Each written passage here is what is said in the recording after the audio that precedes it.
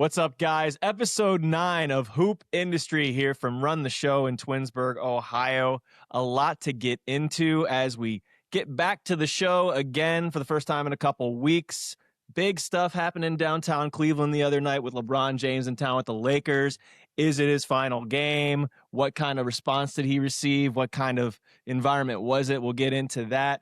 Talk a little bit about the state of the NBA and college basketball as we head into February, if you can believe that or not. And also Ohio high school ball, a lot of good stuff to get into there. But Ty, you were there with me the other night. Didn't see you, but at Rocket Arena, heck of a game between the Cavs and the Lakers in the first half. Yeah. And then Cleveland took care of business in the second half. But when LeBron comes back, it is a lot different for me. So just to show my side of the story, like, when I came out of college and I was starting to cover the Cavs, it was interesting because, well, let's start here, actually. At the beginning, when I was first getting into sports stuff and I was shadowing Sam Amico of then Fox Sports Ohio, the first time I actually ever saw LeBron in like a locker room setting and in the downstairs setting was when he was with the Heat. So I have some pictures of him you're not supposed to take, actually. When they're in the hallway, he was on like the exercise bike, in the locker room. It was obviously around the time when it was D-Wade. How'd you sneak those pictures?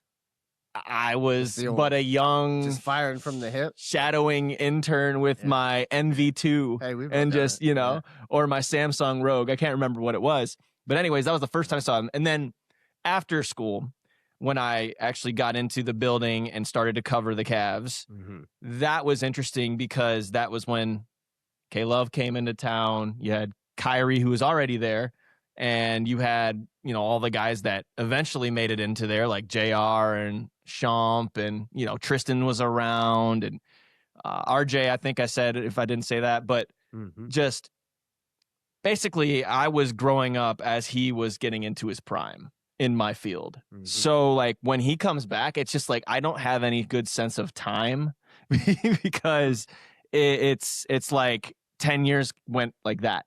Right. And so to see him as an opponent for the second time is odd for me because I started to see him in a Heat uniform. I obviously grew up being a fan of him when he was with the Cavs, but ended up going to Miami and then coming back for the second stint. Now he's in Laker purple and gold for the last, 7 years. So to see him come back as an opponent is different every time. This one was a little bit odder because people were actually speculating that this might be the last time he appears in a Rocket Arena game. But I think it didn't hit me until after when I was doing my show over at Cavs Roundtable. Like, I was like, wow, that actually could have been it. You don't think so, and we'll get into that. But there was definitely a little bit more of the emotion shown on his face. And when he was talking about it in the post-game press conference, I was really just thinking about how my mom was watching her son and grandson play in the same game. I was looking over at the table when Richard Jefferson was commentating, and I'm still playing. And I think it's not talked about nearly enough how difficult it is to be playing at the level he's playing at 41 years old in year 23. And it's a spectacle how he's still in the shape he's in. He moves the way he does. And I know he didn't have a good game the other night in Cleveland, but it was still really fun to see that environment show up for him. His family, his foundation was all there. And it was just a really fun night.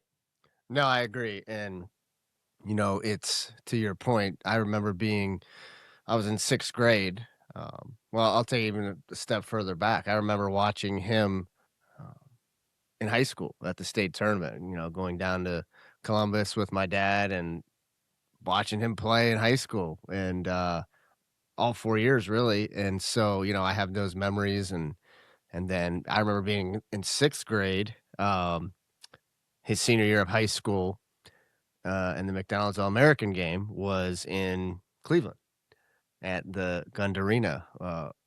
It was still the Gund Arena back then, and I went, and with my family and a couple other families in the community that I grew up in.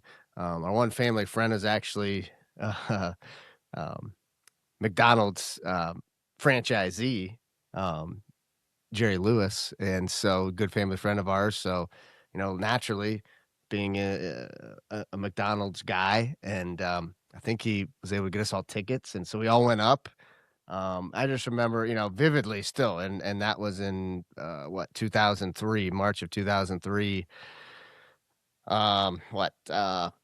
23 years ago, and I can still sit there. I remember seeing him. I remember Jay-Z was at the game. I remember, so vivid memories, and just and so when I was at the game the other night, just sitting there and seeing him out there, again, whether you agree with, who's the GOAT, or if you're a LeBron guy, not a LeBron guy, that felt like it all kind of went out the window if you were in the building, and it's like, man, like you just appreciated it, no matter, if you're still mad at him for leaving, if you don't like the things he says, whatever that may be, that all went out the window, and it was really a cool experience to be in the building the other night. And to your point, just, it just forced you to think about, like, man, in 2003, I was in sixth grade. I'm 35 years old. I was in sixth grade in 2003. He started playing NBA games in this arena. And it's just like, man, like, it's a spectacle. It's, there's just not much else that compares. It's kind of like the Tom Brady thing on the football side. It's, and so it is interesting. Like, I have vivid memories of kind of each stage of my life. I told you about my childhood one. Well, kind of fast forward to, I'm starting my adult life or my professional career. I'm on staff at the University of Akron with Coach Keith Dambrot, who we all know was LeBron's first high school coach, his freshman and sophomore year at St. Vincent St. Mary's High School. And, so I start working for Coach Dambrot at the University of Akron. And after my first year there, that was the summer that LeBron came back to Cleveland. So, LeBron would come play in open gyms in the summer with our guys and get to be up around him, just like, closed door setting, and, like you were there with him. And, he'd come to a practice every year. He'd come to a game. He'd bring his kids to a game. And so that's kind of the next stage of my life. And then fast forward, my first day on the job with the Cavaliers organization, it was September of 2016. So it was right after they won the title. Okay. And first day I got to go to the facility in Independence, the practice facility. And, I'm just like walking on eggshells, like, and I walk in, and, they're practice, like, it's training camp. So, right off the title run, LeBron, Kyrie, and, they're playing and getting up and down, and, some sort of play, Kyrie drives in, flips it off the backboard to LeBron, and I'll never forget, Kobe Altman was sitting 3 or 4 seats down from where he leans over, looks down at me, says, "Hey, Tyler, welcome to the Cavs." And so that's another vivid memory, okay? And then I could keep going. The other one I remember is, like, it would have been LeBron's last season in Cleveland. The second time would have been, 2018? His last year, it was June of 2018. That was the best finals run that I ever seen in person. Oh my gosh! Okay, like he just was single-handedly won game at the end. That was when he would beat the Pacers with a game winner. He beat the Raptors with a game winner, and it was that was honestly his best finals run with the Cavs, with the worst team that he had. Yeah, they were just outmanned, and so I'm still employed by the Cavs at this point, and I was up at a suite with some other, front office folks, or, some of the other charge coaches. And, it was that was a gentleman's sweep that year? Yes. So it was game 5. It was in Cleveland when the Warriors won it. And it was kind of like, I don't know if we're going to be able to win this game. So, and then I think the next game was going back to Sanford, or to Golden State. So anyway, I just remember sitting there making sure when they announced him in the starting lineups that I was there and could see it, and just remember thinking, like, this might be the last time he gets announced in Cleveland, or in the finals, or, and just from St. Vincent, St. Mary, and it's something that you just always remember, whether, again, he's your favorite player, person of all time, whatever. That goes out the window, and you just appreciate, you just appreciate the greatness as it applies to basketball and athletics and longevity, truthfully. So, because we're not going to see it again, probably, right? Most definitely. And I think Donovan Mitchell put it so eloquently the other day. He's like, yeah, we got to think about how we're going to take care of our business. We got to focus on what we have to do to win this game, what we have to do to make sure that we're locked in competitively. But at the same time, you got to allow yourself to be a child. You got to allow yourself to be a child in that moment, because it is one of, if not the greatest basketball player of all time. Yeah. And that's the true facts of it. I did want to ask you, because when you brought up Akron, that kind of got my brain rolling a little bit. You remember when the lockout happened? I do, but I was not in Akron at that point. You were not at Akron at that point? I was not there yet. Because I'm pretty sure when I was in school, my sophomore year, I know what you're about to say. LeBron was there. I think he brought KD and all them, and they were playing football in the field house. They organized the flag football game. KD was there, I think. Yeah. Norris Cole. There's several NBA guys. Yeah, no, right. I still remember that. And I was so jealous that I wasn't there. I was like, what in the heck?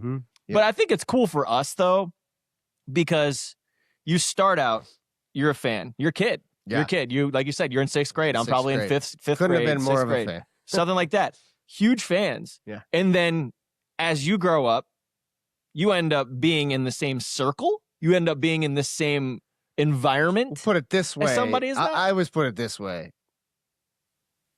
You go from being a fan where you're kind of separated to being in a closed door setting where you're supposed to be in there with them. Not that I was in his circle, right, by any stretch of the imagination, but yeah. But I mean, just even being in the same building, for me, like I would say the same thing. Yeah. Like I'm probably like 11, 12 when he first gets drafted, and this is one of the first people locally that I was like, wow, we actually have a star here. And fast forward into like 2011, 2012, and I'm just like, holy crap, I'm in the same building as this guy. What's happening? In a different capacity than you, obviously, because you were in the coaching ranks and you obviously knew Keith and all that. But from a media perspective, even just being like in the same room, I remember the first thing. No, I actually don't remember what I asked him, but I do remember being in the locker room for the first time when he was with the Cavs. They were facing the Nuggets, and I mustered up the courage to ask him a question. And here I am with my little beady glasses and behind like all the big wigs, like the Windhursts and the big name media people. And here I am in the back. I asked LeBron a question, and he's like looking at me. I got the video of it on my phone, and I'm like, holy crap! I just asked LeBron James a question. Yeah. And then it's just wild to me how time works. I think that's at the end of the day. 100%. We're going to move on from the LeBron subject, but I did want to ask you something, because when we were fans of LeBron, when we were kids, he was an athletic specimen. Insane vertical, feats of strength, feats of whatever you want to say. Like fastest guy I've ever seen with the basketball. Yeah. What is your favorite dunk of LeBron's career when he was here the first stint? I don't know if it's the most impressive dunk he's had, but just in terms of impact, and I mean, what year was the first finals run? It would have been the spring of 2007. They're playing the Pistons, and that was when they kind of it's like when Jordan finally beat the bad boys, or it was kind of his he knocked off the bully, or the changing of the guard moment for LeBron when he drove right, cocked that thing out to the side at the Palace of Auburn Hills. I remember exactly where I was. I was believe I was a sophomore. I was a sophomore in high school. We were at a friend's house in Bluffton, Ohio, watching a game in a basement, going nuts. So that was the most impactful kind of dunk. I think that will remember. Yeah. I wonder if you're going to remember mine, because it's very obscure. Very obscure. Can I guess? Sure. So when he was a Cavs player, right? The first time. Oh. This was like in like his first 2 seasons. Never mind that. I was going to guess because the one in Miami with a famous picture. Oh where yeah, he flips it with D-Wade. Yeah. That was So go ahead. nasty. Sorry. No, so my obscure one from his first, and if you listen to my podcast over at Cavs Roundtable, you already know this, but it is so random. But I loved it because of the call by Michael Ray guy, and because of the camera angle. Okay. It was a Statue of Liberty dunk on the baseline at the Charlotte Bobcats. It probably wasn't even that great of a dunk with his catalog, but just the way that it looked like his arms were above the backboard when he slammed that thing. And I'll never forget that one. That one stuck in my head forever. The second one, for his second stint, my favorite one was when he obliterated Yusuf Nurkic in Portland. That was a memorable one, and that was actually in my third house that I was rooming with my buddy. So I'll remember that one too always. But I'm surprised you didn't say one was that against the Celtics. The Celtics, that was one, the no regard for human life. Over Garnett. But we could do this for days, dude. Like, it was great stuff. We could. Let's move on to the current NBA, current college landscape. We'll start the NBA. Something I noticed last night, I think gotta touch on it, is Cooper Flagg at 49. 49 and 10. Just a cool 49 and 10. Most points scored by a teenager in NBA history. Really? Did not know that. That. It's a little, it's a little manipulative of stats and data, but interesting, right? Very interesting. I would say this. So I haven't been able to tune in too much to the Mavs this year. I really like, and this is just classic me being the player development. Like, I love Brandon Williams. He's one of my favorite guards in the NBA. Just kind of comes out of nowhere, and he's able to drop 30 on your head any night that he wants to, and just came out of nowhere almost. But with Coop, what I'm noticing about his game is he's a strong guy, strong upper body, really can position himself, get to his spots, a lot of mid-range, and one of the most clutch players in the NBA, which I think to do in your rookie year is pretty dang special. I agree. And, so this was, first year of the NBA, and he played a year in college. So this would have been 3 years ago. He's at the Nike Academy out on Nike's campus. And this was the first time I got to, this was, right at the beginning of the hype. He was the number one player in his class. And, so a lot of hype around him. It was kind of the beginning of, like, everybody knew who he was and number one player, blah, blah, blah. And, naturally you're skeptical. Like, all right, well, how good is this guy? Like, is he, they say he's going to be, probably the number one pick. So, that's naturally, I think you're skeptical and you're looking to just find something like, I don't know about that. And I'll tell you, seeing him in person, it was like, oh, okay. Yeah, makes sense now. And just a competitor. And he's bigger, faster, stronger than you think he is until you see him in person. And when you watch him just play and compete, he just has it. Like, he's a competitor, right? Like he's coming at your neck, and even like drills, right? Like, seeing him at the Nike Academy, if his team lost a drill, it was like, all right, this shit is not happening again. We're not losing another drill. And those are, you include that with his talent and his size and his ability level. Those are things that make you into that's the difference between a guy with talent that, is he going to make it? Is he not going to make it? And a guy that's like, he's going to be an all-star for 12 years sort of thing. So seeing him in person was unbelievable. And, he's just an unbelievable competitor. Yeah, no, I think for me, it's like he has not had the role that he might have wanted from the jump because of the injuries that Dallas has had, because of obviously all the hoopla going around. But I think that he's adapted to that really well. And the fact that he's shown that kind of versatility is really going to help him because, I don't think that he's meant to be a point forward, but he's kind of stepped into that role while they've needed him to do that.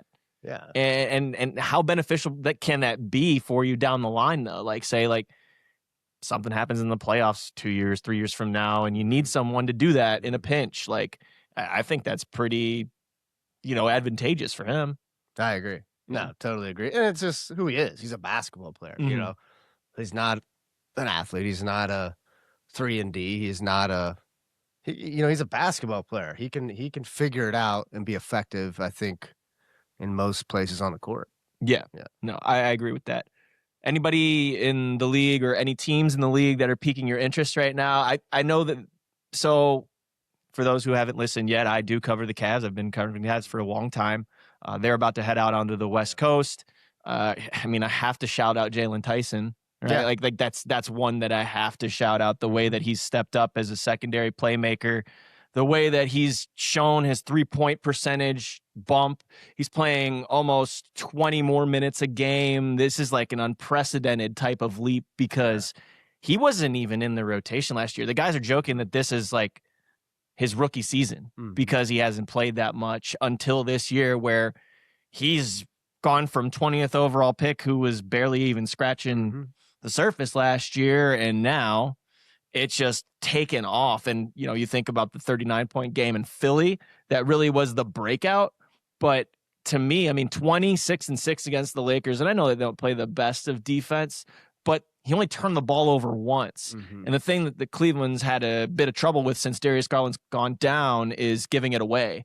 So the fact that he was able to come in and do that, especially with Donovan seeing all these double teams, seeing all these traps, the ball's getting denied, I just think it's really remarkable. And then you look at the defensive improvement. They have him picking up full court. It's been really fun to see that growth from him. And it there's talk about the most improved, and he got named the rising star, well-deserved. But I think he's playing like a fringe all-star right now. Yeah, it was great. Great draft pick. Great job evaluating in that instance by, the Cavs front office. And, look, he's big, strong. He guards. That's what kind of got his foot in the door. He was able to get his opportunity because of those things. Versatile defender, takes it seriously, likes to guard, you can tell, right? And then, as he gets comfortable, as he gets more opportunity and the trust is built, he's making open shots. And so, that's when you really take off. And he's done that, and it's been cool to see. How big is that short roll for a lot of these players to kind of get their feet wet in this league? Because, there's a lot more guard screens. There's a lot more inverted pick and roll. And just kind of finding that gap. He's got that little float shot, but now instead of using the float shot because teams are starting to scout it, he's starting to make the extra pass and say like a Dean Wade's cutting from the corner, and really it's making a huge difference for the offense that was stagnant before. Yeah, again, he's a basketball player, right? And in a lot of instances, that's the difference. Guys want to pop, or hey, I want to pop and shoot threes, or at all levels, or I'm a guard. Why would I roll? But because that's the right basketball play. If they're switching, right, you screen on the low side, you roll short, and we throw it to you in the paint, and you make a play. The Celtics, very good at that. Drew Holiday, a guard, great, one of the best guard-to-guard screeners in terms of efficiency, effectiveness against switching. So, again, just a high IQ guy, and he just takes what the defense gives him. And that's half the battle. That's half the battle. It's understanding, hey, what situation are we in? What is the defense doing? How do we attack it? How do we counter it? What's our advantages? And then executing it, right? And it's that simple a lot of times, but some guys don't, either don't buy into that. They don't see the opportunity in that. But you do those things, you make the right play, you understand what's going on, you guard. Okay, you build this trust, and we talk about it with like Andrew Nembhard last year, right? He got his foot in the door, got an opportunity because he guarded it, he took it seriously, and he hung his hat on that. Okay, now we trust you. You're getting more minutes. Yeah, sure, we can live with you. Trying things out, getting in your bag a little bit, right? So that's just how it works.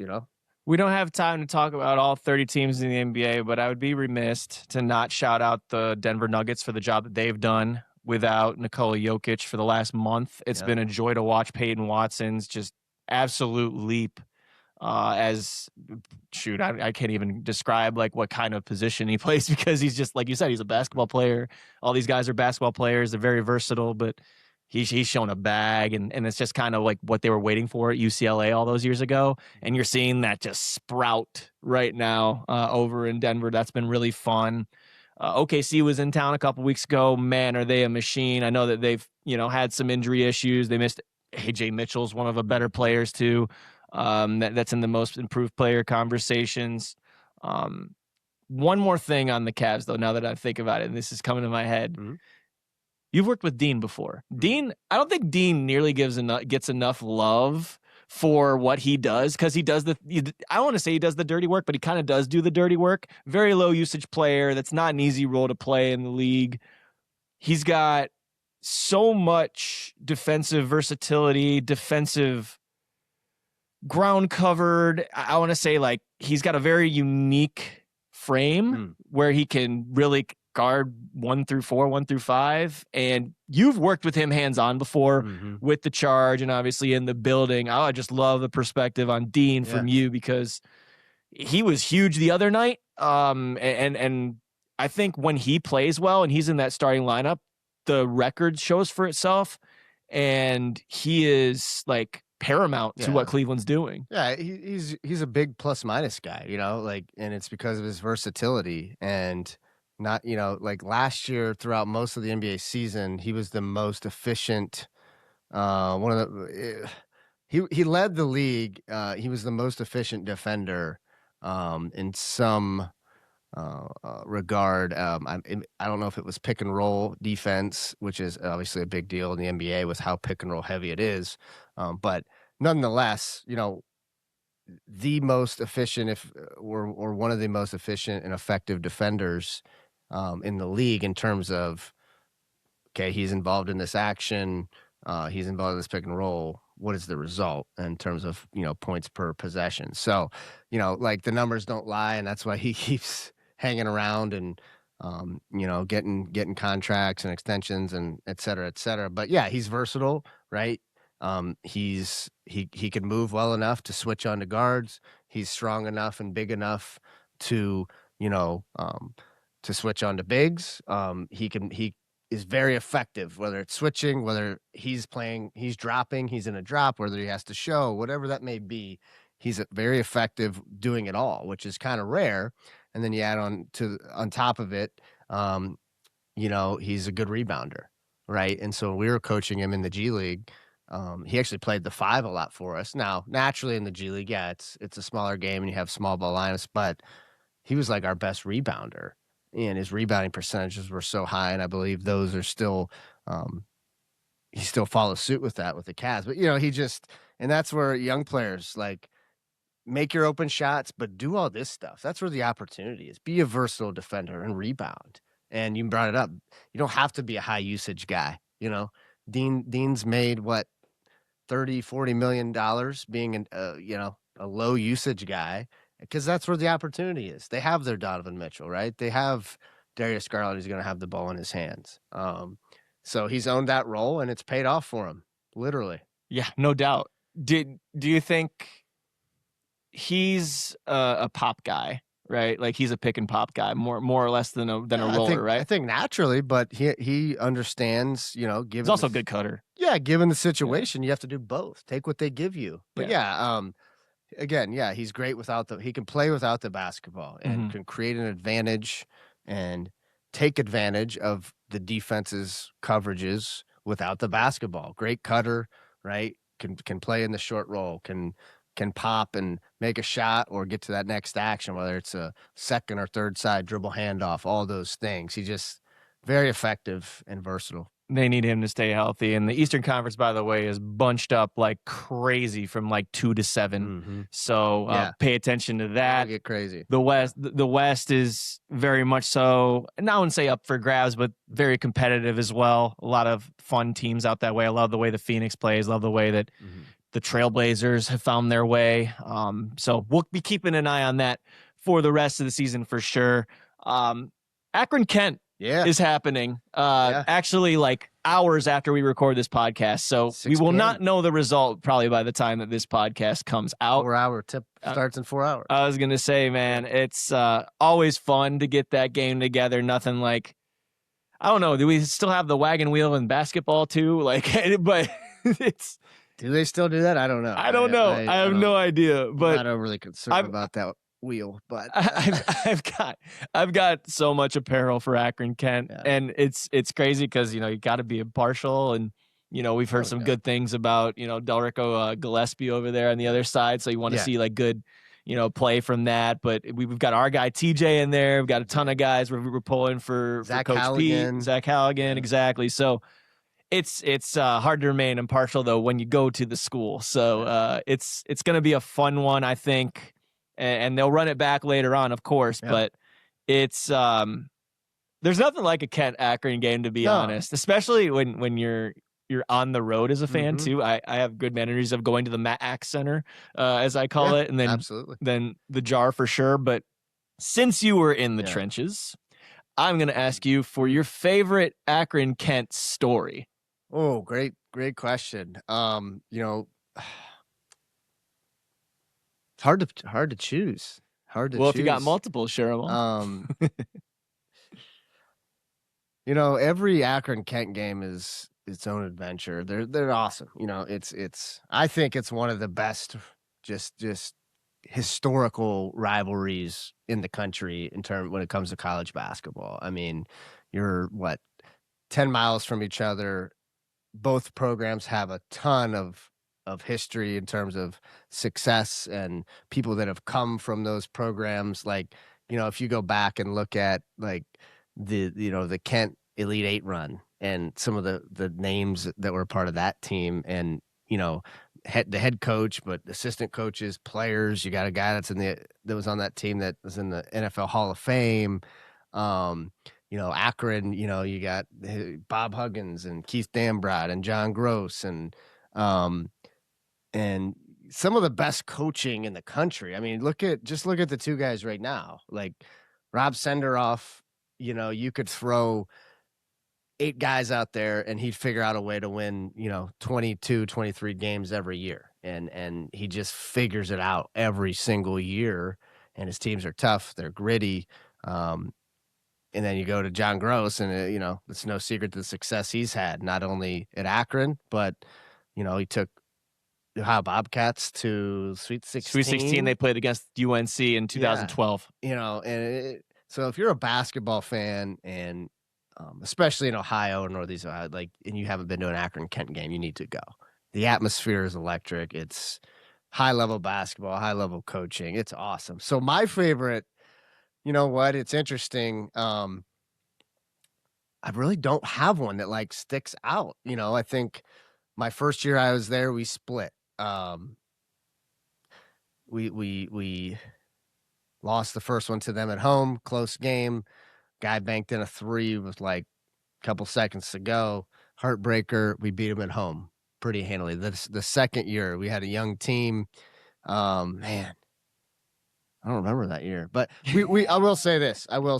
We, beating them out of the MAC tournament, it would have been March of 2015. We had a kind of a young team where we took our lumps that year. We knew that a big dog year? It was big dog sophomore year. Okay. We had Anthony Jackson, Noah Robotham, freshman guards. Yep.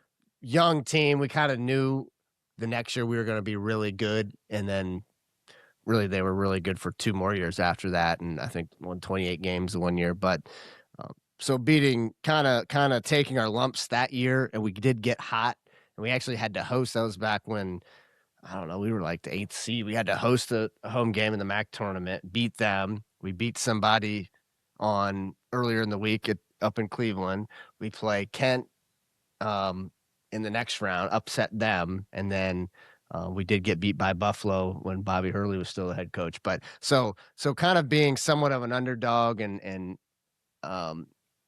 having a young team, and anytime you win that game, that Akron Kent game, it's great, and anytime you lose it, it's the worst feeling in the world. So be able to beat them out of the MAC tournament and end their season was a pretty cool memory, pretty great memory. Yeah. Was that Buffalo team C.J. Massenberg and Javon Graves?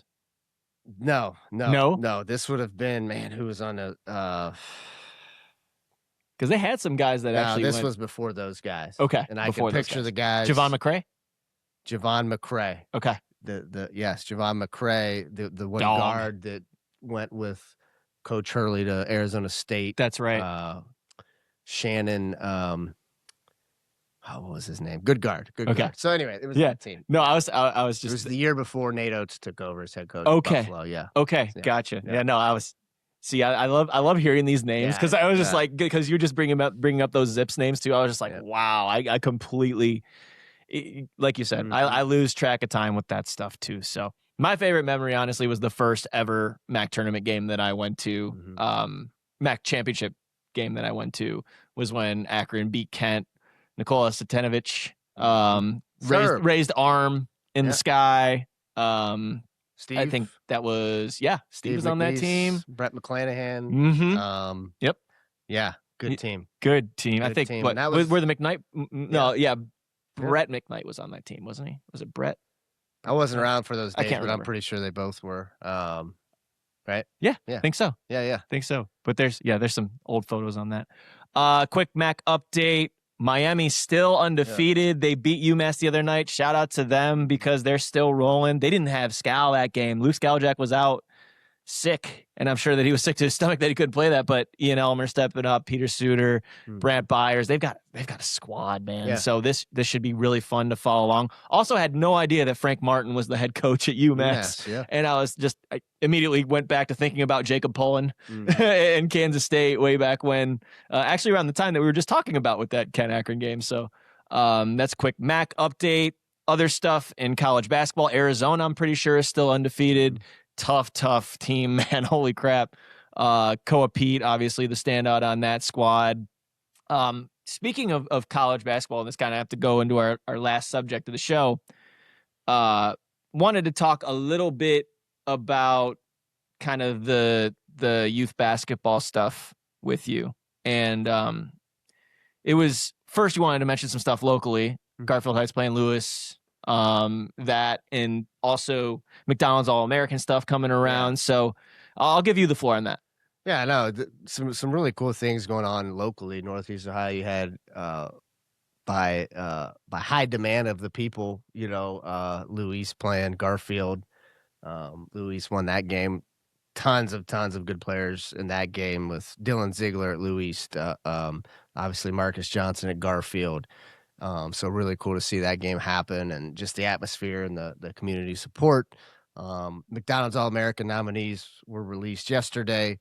Obviously two kids from this area were on that list, Marcus Johnson and Garfield being one. Our guy, Anthony Thompson at Western Reserve, who we fully expect to be one of the McDonald's All-American players. And, again, just having a phenomenal year. If you haven't seen him play, if you want to see just flat out shot making, pure jumper shot making, and now he's really starting to impose his will in terms of get to the rim and dunking everything and blocking shots and just really growing into some of his potential. He's still the tip of the iceberg, but just gotten so much better. And, you could see why, he's one of the top five best players in high school right now. And, why there was so much hype around him and where he was going to go to college. So just some really talented guys in this area. And if you haven't seen him play, get out and see him play.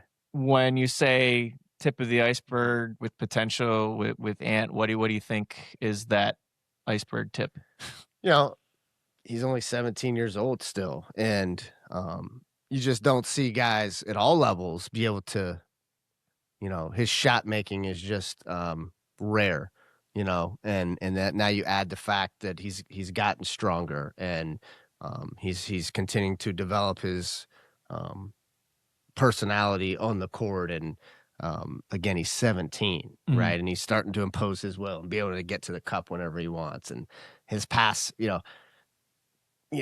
diamond guys, drive into the paint, spray it out with his weak hand on the money, finding guys shots. So, and then, his ability to protect the rim, he's really shown this year, which is awesome. And just really cool to see his growth. And again, just given the fact of how young he is and how much better the rate that he's able to get better at with the time that he puts in. That's what I mean by the tip of the iceberg. We've seen how much better he's gotten in 9 months, and we know the time that he puts in, and we know how talented he is and smart he is. And so you combine all those things, like, it's going to be incredible to see where he's at in 18 months. Yeah. It's a shame. And this is obviously their decision, but Marcus and Ant were actually going to be teammates until Marcus decommitted, which is fine. Like, he's going to South Carolina, I believe, right? Isn't that the case? Yeah. And that's where Michi is right now, I believe. So, correct. Great for him, great for the family. But it's like, selfishly as a fan, I would have loved to see Marcus and Anthony team up down there in Columbus. That would have been pretty awesome. Yep. Wanted to get into some things into the high school stuff. Other than that, apparently Ohio has introduced the NIL stuff, and I know you have some pretty poignant thoughts on that subject. No, it's just interesting to kind of see the state of the game in Ohio as it applies to, the OHSAA and, finally getting that NIL, whatever you want to call it, passed, where I think we were one of like 5 or 6 states that had not passed it up to this point. And, it's just interesting to see how maybe that's affected the game. The fact that, because quite frankly, most of our good players in our state were leaving the state for prep opportunities, whether that was directly correlated to the ability to receive NIL or not. Anthony Thompson is from Ohio. He's from Cincinnati, and he stayed in state, but he still left the OHSAA to play in a prep situation and with a shot clock and with college rules, because let's be honest, that's what the game is. That's what the game is now. And, so you have to, the shot clock is the next thing, right? And, I don't know how many states have it, but I think that's the next thing that's needed. Right. If we want to keep our best players here, if we want to give our best players, the platform and the training ground to be the best they can be, well, why not have the shot clock? Because that's how the game is played everywhere else. Everywhere they're going to go from here, there's a shot clock. And, as it relates to the game and the product, I think we need it. Now, again, if you talk to administrators or athletic directors, and there may be some logistical issues where, hey, we're going to have to pay a whole nother person to run these things. We're going to have to install them. How accurate is it going to be? So yeah, I understand those concerns. Again, if Western Reserve Academy down the street can figure out how to have a shot clock, I'm sure we're all smart enough to figure it out and add it to the high school game, the OHSAA game. But it'll just be interesting to see, if that's the next thing and where people vote. I know a lot of coaches want it. I think it's better for the game because, again, if you can hold the ball and have 2-minute possessions in high school and now you go to college and you have to play with a shot clock, how is that helping the player? It's not. It's not. So it'll be interesting to see, how the passing of the NIL does affect. Are more kids going to stay in Ohio with their home school, whether it's a public school or a private school? And then, how long will it take here to introduce the shot clock? Yeah, that's an interesting point. I never thought that NIL could have an impact on what shot clock stuff could bring. It's an interesting thought. I just remember watching Cade and Cuyahoga Heights play against, I want to say it was someone in their conference or their division. I can't remember what it was, but it was Lou West. It was Lou West, and they had cut the game down, I think, to a 6-point deficit. And kid you not, started the fourth quarter out, kids just holding the ball at half court, holding it until someone on Cuyahoga Heights went up to pressure. And I was just like, well, this is just kind of gaming the system a little bit. Yeah. This isn't doing anything. This isn't competition. Mm-hmm. This is just, and that happens a lot too. If you see like around, and I didn't realize it happened like that until Cade started playing high school basketball and seeing some of these teams that will take advantage of the rule, which is fine because it's a strategy. Yeah, you gotta try but to win, yeah. you can side eye it though and be like, what's this really mean? What's this doing for you? Yeah. So we'll close on this because I think it does have to do with youth development a lot. Saw Tyra Ralph, a great trainer down in Dallas at the lab. It's a great place. He was actually one of the first trainers that I've ever met in basketball because Steve Kyler, Basketball Insiders, had a great relationship with him. Went to the NBA Draft Combine in 2018. I'll never forget it. The first player workout that I ever watched was Julius Randle at, I cannot remember what college inside of Chicago, but saw a private workout with Julius Randle. Probably Moody Bible Institute. It's possible. Right downtown? Right. Yeah, I think it was downtown. Yeah. Julius Randle, there was a big man, Tyler Smith, I want to say his name was. He played at A&M briefly. And then Tyler Ralph. And I met Ralph there and kept a great relationship with him from there on out. Great guy, awesome basketball mind, doing great stuff for youth basketball. But I saw a post the other day of him saying, everybody that's complaining about youth basketball, like, basically shut your mouths. Why are you not doing anything about it? What are you actually doing to fix the problem instead of identifying the problem? Do you have solutions? Is solutions something that you can prove while doing what you want to do to fix the problems? So I know that you guys, you know, having the Herd program around here, I think is an example of a solution that you're potentially looking at. Yeah. You know, it's interesting to see, you know, just in conversations with people, whether it's parents, whether it's coaches, just fans, everybody's quick to note the issue or the problem, but rarely do people take action and try to find a solution. And you know, I think of last couple of years we've started to see more and more people speak publicly about, you know, hey, this is an issue here, or this is an issue with American basketball, comparing ourselves to the Europeans and their club model where, you know, they build this consistency. You train, you play, and you're coached all in the same club all the way up through. We're over here, you know, you have your school coach who might have one way of teaching the game or philosophy. Then, you know, everybody has a trainer or trainers who,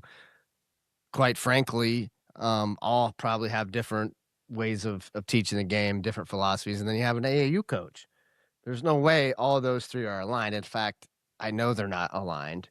And, you know, yeah, I think that's certainly being identified as a problem, as an issue, especially for younger players as they're developing, learning the game. Those are crucial years, like, you know, like 4th, 5th, 6th grade up until, you know, you're in high school. Those are crucial years for developing. And so, you know, like Coach Underwood at Illinois says, hey, I'm recruiting European kids.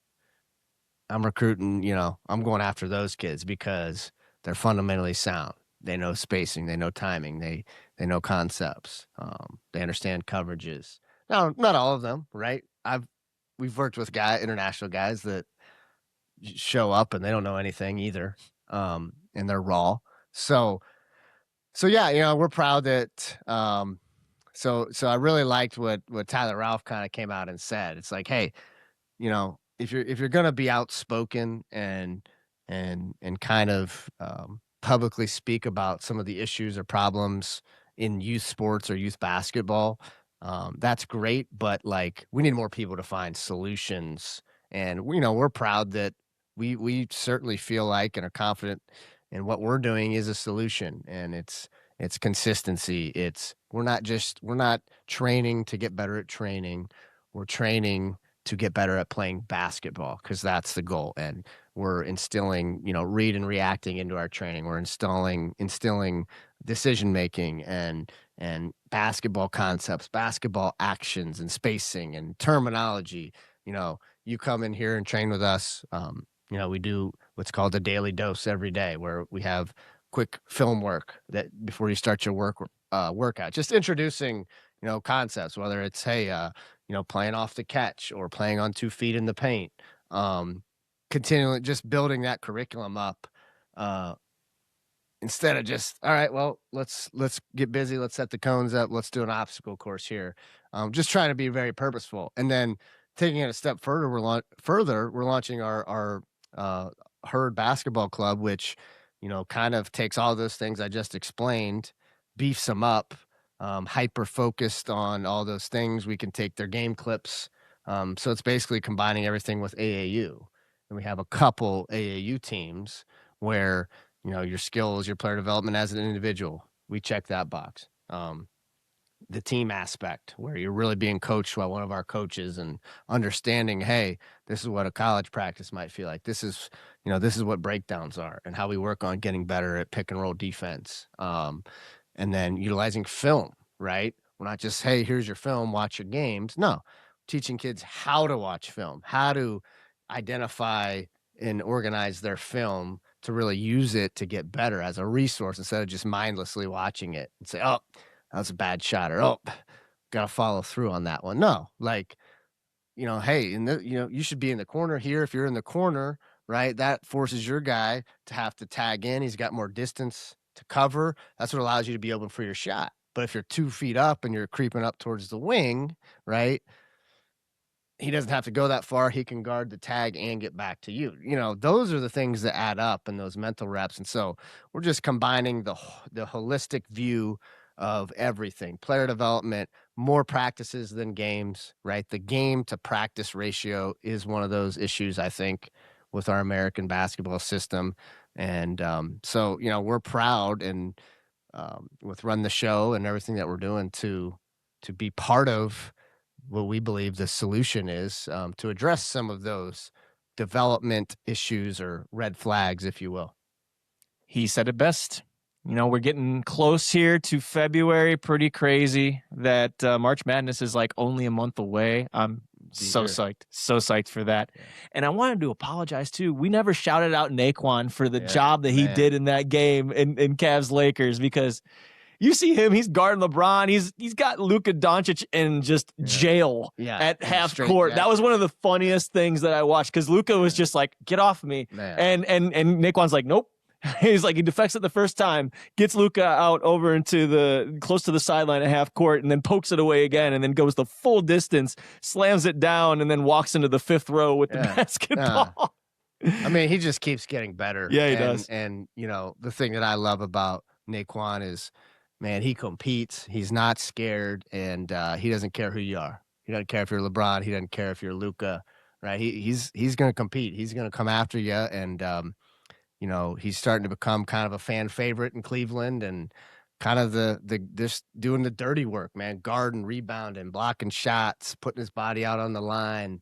And you've heard the other guys, whether it's Coach Atkinson or Donovan Mitchell, allude to that and speak to that. So really cool to see him continuing to get better.